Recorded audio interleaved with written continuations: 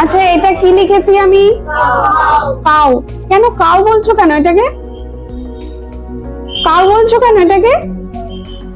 আগের দিন কি পড়ালাম? আমি পড়িয়েছি যে আমি কি পড়িয়েছি, এ বি সি ডি এগুলোকে কি বলে সেগুলো পড়িয়েছি, তাই তো? এখানে কি কি লেটার লেখা আছে? C O W. তোমরা তো এরকমও বলতে পারতে যে এখানে সি ও আর ডাব্লিউ লেখা আছে, ওইটা বললে? ওটা বললে না তো, কি বললে? কাউ। কাউ কেন বললে? কাউ মানে কি? গরু। কাউ মানে কি? গরু। তাহলে দেখো যদি আমি লিখি সি ও ডাব্লিউ এরকম লিখলাম, তখন কি তোমরা কাউ বলবে? কেন বলবে না? কেন? দূরে দূরে লেখা আছে বলে, তাই তো? আর যখন এক জায়গায় আমি লিখে দিলাম, তোমরা কি বলে দিলে?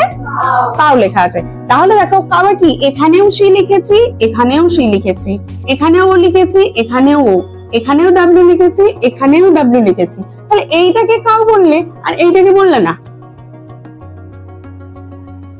কেন বললে না? এইগুলো পাশাপাশি বসেছে। সি কি একটা লেটার, ও একটা ভাওয়েল, এটাও একটা লেটার, আর ডাব্লিউ এটাও একটা লেটার। তিনটে লেটার যখন পাশাপাশি বসেছে তখন আমরা বলছি পুরোটা মিলিয়ে একটা অর্থ হচ্ছে কাউ। তাই আমরা একবারেই কি বলে দিলাম? কাউ, তাই তো?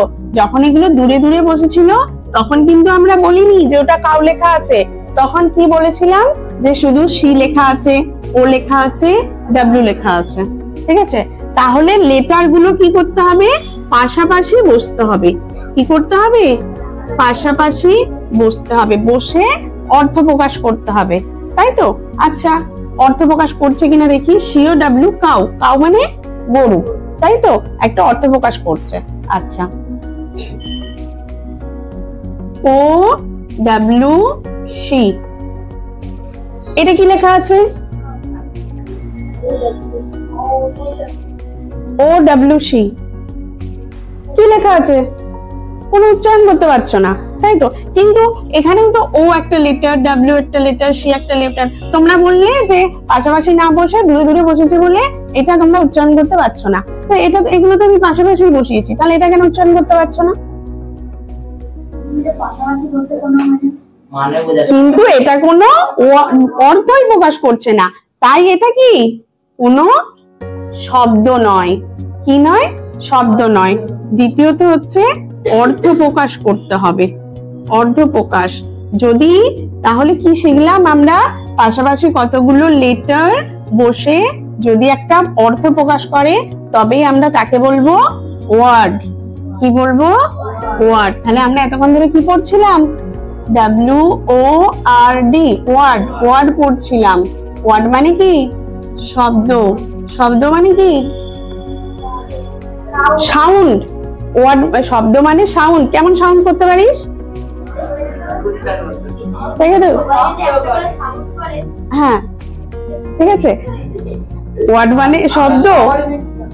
হ্যাঁ এখানে ওই বিড়ালের শব্দ কুকুরের শব্দ নয়, ওয়ার্ড মানে শব্দ। কিন্তু এই শব্দটা বিড়াল বা কুকুরের শব্দ নয়। শব্দ মানে এখানে সাউন্ড নয়। শব্দ মানে কি? এখানে যে পাশাপাশি, আগের দিন আমরা শিখেছিলাম পাশাপাশি লেটার, তাই তো? লেটার বসে শুধু পাশাপাশি বসলেই হবে না, একটা অর্থ প্রকাশ করতে হবে, তবেই আমরা তাকে ওয়ার্ড বলবো, ঠিক আছে?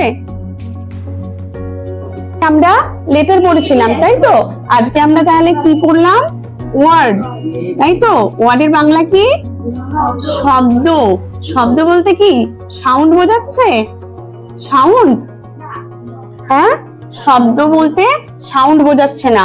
শব্দ মানে কি বোঝাচ্ছে? এই যে যেমন বললাম সি ও ডাব্লিউ, সি একটা লেটার, ও একটা লেটার, ডাব্লিউ একটা লেটার, পাশাপাশি বসে অর্থ প্রকাশ করছে। কাউ মানে গরু, তাই আমরা বলছি কাউটাকে একটা ওয়ার্ড। কিন্তু এই লেটার গুলোই ও ডাব্লিউ সি যখন বসিয়ে দিলাম, এরাও তো পাশাপাশি বসেছে, কিন্তু এরা কোনো অর্থ প্রকাশ করছে না, তাই আমি এটাকে কি বলবো?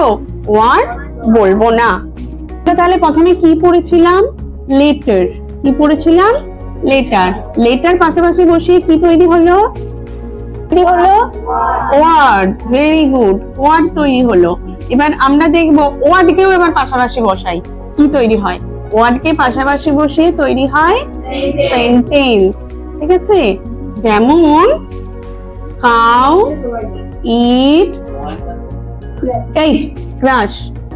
আচ্ছা দেখো, এখানে কাউ একটা ওয়ার্ড, পাশাপাশি লেটার বসে একটা অর্থ প্রকাশ করেছে।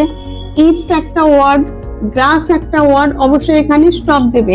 ঠিক আছে, পাশাপাশি বসে কি প্রকাশ করছে? যে গরু ঘাস খায়, একটা সম্পূর্ণ অর্থ প্রকাশ করছে, তাই তো? তাই এইটাকে আমরা কি বলবো? সেন্টেন্স। যদি এরকম হতো ইটস গ্রাস কাউ, এখানেও তো ওয়ার্ড আছে। ইটস একটা ওয়ার্ড না? ইট মানে খাওয়া, অর্থ প্রকাশ করছে, এটা তো পাশাপাশি লেটার বসে। গ্রাস একটা ওয়ার্ড, কাউ একটা ওয়ার্ড, কিন্তু এটা কি তিনজনে একসঙ্গে বসে প্রকাশ করছে, ভাব প্রকাশ করছে না? তাহলে এটাকে কি আমি সেন্টেন্স বলবো না? Very good. তাহলে আমরা কি শিখলাম? Letter A B C D, এগুলো এক একটাকে লেটার বলে।